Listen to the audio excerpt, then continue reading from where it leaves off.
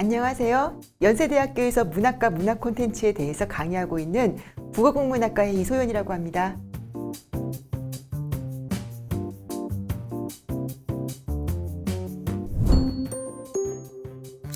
지난 시간에 이어 계속 스토리텔링 글쓰기의 정석에 대해 한 꼭지씩 알려드리려고 합니다. 그동안 여러 가지 스토리텔링의 기본 요소에 대해 말씀드렸는데요. 아직까지 한 번도 언급하지 않고 넘어간 주제가 있습니다. 그건 바로 사람에 대한 것입니다. 보통 스토리텔링의 사무소를 꼽으려면 인물, 사건, 배경이라고들 말씀하시죠? 인물은 그 맨 앞에 올 정도로 중요한 요소입니다. 등장인물 또는 캐릭터라고도 부르죠.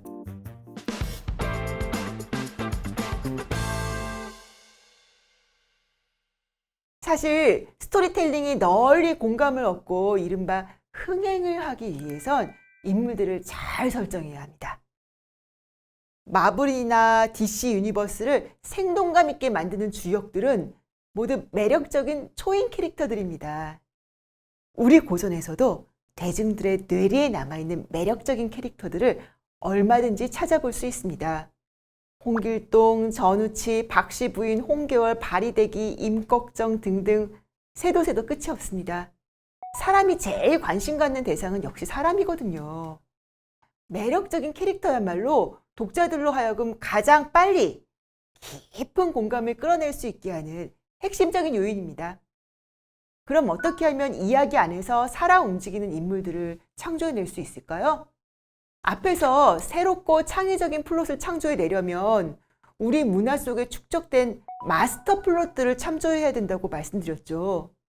인물 창조에서도 비슷한 공식이 적용됩니다. 새롭고도 생동감 넘치는 인물을 창조하려면 우리 문화 속에 깃들어 있는 인물들의 상, 즉 유형을 참조해야 합니다. 왜냐하면 인물만큼 이해하기 어려운 대상이 없기 때문입니다.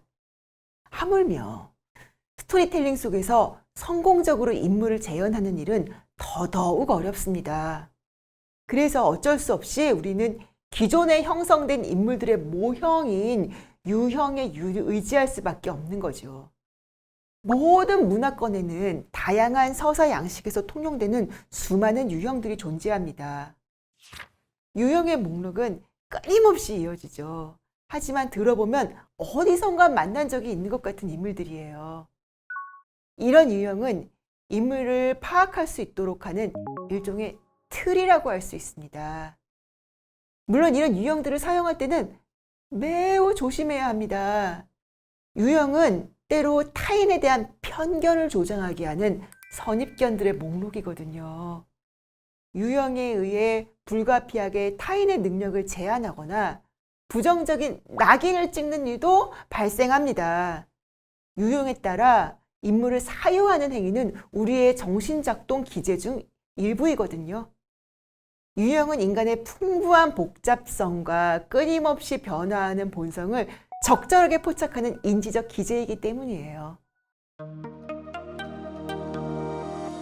유형은 대개 매우 평면적인 인물일 경우가 많지만 유형이 반드시 평면적 인물이 되라는 법은 없습니다.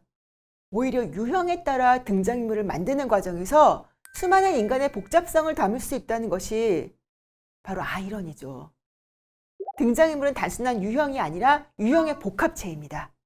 새로운 인물을 창조할 때 작가들은 기존 유형 가운데 서너 가지를 혼합하는 방법을 자주 사용합니다. 일리아드에 등장하는 아킬레우스는 전쟁 영웅 유형에 해당하지만 충직한 군인입니다. 아킬레우스는 고집 센 사람, 번덕쟁이, 열혈 청년, 헌신적인 친구 등 복합적인 유형이 한데 섞여 만들어진 인물입니다. 영화 라이언 일병 구하기에서 탐 행크스가 맡은 역할은 아킬레우스의 경우와 마찬가지로 전쟁 영웅 유형에 해당합니다. 그러나 이 경우엔 아킬레우스와는 전혀 다른 유형들이 한데 섞여 있습니다. 탐 행크스에게는 온건한 인물, 선생님, 내키지 않게 전쟁터에 나온 군인, 책임감이 강한 인물들의 유형이 결합되어 있습니다. 그렇다면 유형에 따라 글을 쓸 때 얻을 수 있는 가장 큰 장점은 무엇일까요? 무엇보다 효율성을 꼽지 않을 수 없습니다. 고전 가운데서 한번 사례를 들어보도록 하겠습니다. 자신의 모습과 삶을 돌아보면서 그 성찰의 결과를 이야기로 만드는 과정까지 보여주는 작품이 있어요. 여러분도 잘 아시는 성 아우구스티누스의 고백록이죠. 고백록의 특징은 다름 아닌 성 아우구스티누스의 자서전이라는 데 있습니다. 성 아우구스티누스는 일단 성서에 등장하는 돌아온 탕자 모델을 자신의 인생에 적용시키고 있어요. 한 사람의 인생을 특정한 플롯과 유형에 맞추려면 불가피하게 수많은 미시 사건들을 솎아낼 수밖에 없죠. 하지만 그만큼 마스터 플롯과 유형에 맞는 사건들을 기억에서 수집하는 일은 쉬워집니다. 그 결과 고백록은 통찰력 있는 기지로 가득 찬 엄청나게 풍부한 스토리텔링이 되었습니다. 우리가 알고 있는 사람을 스토리텔링의 주인공으로 만들 때 그를 어떻게 유형화시킬 것인지는 정말 풀기 어려운 숙제죠. 그 대상이 자기 자신일 땐 더 어려울 수밖에 없습니다. 자기 인생 이야기를 그대로 쓸 수는 없으니까요. 따라서 특정한 유형을 선정한 뒤 이에 어울리는 마스터 플롯을 선별해서 사용하는 것이 일반적인 관행입니다. 그러다 보니 유형과 현실, 꾸며낸 것과 실제 사이에 차이가 있을 수밖에 없습니다. 그래서 20세기 이후에 쓰여진 스토리텔링 가운데 인물을 주제로 한 작품, 특히 자전적 이야기는 바로 이런 내용을 주제로 삼은 것이 많아요. 다시 말해 등장인물을 만들 때 유형을 활용하는 것이 오히려 자아의 실상을 모호하게 만든다 라는 생각이 널리 퍼진 것이죠. 루소는 19세기에 또 다른 고백록을 쓰면서 이런 딜레마를 인식하고 있었어요. 그래서 책에서 나는 유형을 따르지 않겠다 이렇게 선언을 하죠. 나는 내가 알고 있는 어떤 사람과도 닮지 않았고 존재하는 그 누구와도 유사하지 않다. 나는 적어도 독창성을 주장할 수 있다. 이렇게 얘기를 하는데요. 그런데 재밌게도 루소는 이런 작업을 통해 자기 자신도 정직한 사람이라는 또 다른 유형을 따르게 됩니다. 스스로도 이런 모순을 알고 있었기에 루소는 자신이 쓴 것을 부정하고 수정하고 또 바로잡으면서 계속해서 추가본을 덧붙이게 됩니다. 루소 이후에 기존에 만들어진 유형을 해체하고 새로운 인물형을 제시하는 것이 현대 스토리텔러들의 과제처럼 여겨지게 되었어요.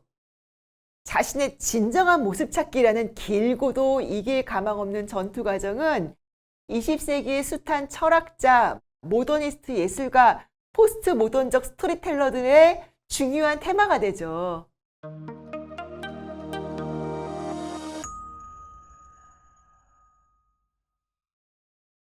꼭 그런 것은 아닙니다. 두 인물 유형의 배치는 장르에 따라 달라집니다.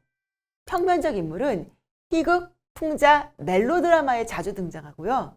비극 같은 심각한 내용을 다루는 장르에는 물론 입체적 인물이 필요합니다. 하지만 그런 경우에도 모든 인물들이 입체적 인물이 될 필요는 없습니다. 비극의 주인공들은 당연히 입체적 인물로 그려지죠. 하지만 그 외의 조연들은 평면적 인물로 등장하는 경우가 많습니다. 모든 인물들이 입체적으로 그려지게 되면요. 이야기가 너무 복잡해지고 서술도 비대해집니다. 인물을 제시할 때도 전경과 후경을 잘 분리해서 강약을 조절하는 것이 중요합니다. 하지만 평면적 인물이 등장한다고 해서 스토리텔링의 깊이나 정교함이 떨어지는 것은 절대 아닙니다. 바로 최근의 대중서사에서 이런 작업이 적극적으로 이루어지고 있습니다. 이를테면 전통적인 영웅이 아닌 소심하고 평범한 청소년이 우연한 계기로 인해 세상을 구하는 역할을 한다든가, 동화에 자주 등장하는 새엄마나 악력 캐릭터를 전복해서 난관을 극복하는 적극적인 여성 주인공으로 만든다든가, 그런 재해석이 활발하게 이루어지고 있죠. 유형을 사용하지 않는 것은 불가능하지만 끊임없이 시대적 요구에 맞추어 유형을 해체 재구성하는 일은 반드시 필요합니다. 대중도 그런 시도를 보고 새롭다고 여기며 박수를 보내고 있죠. 다음 시간에는 이제까지 배워온 스토리텔링의 기법들과 유형을 활용하여 직접 한 편의 자서전을 쓰는 시간을 마련하겠습니다.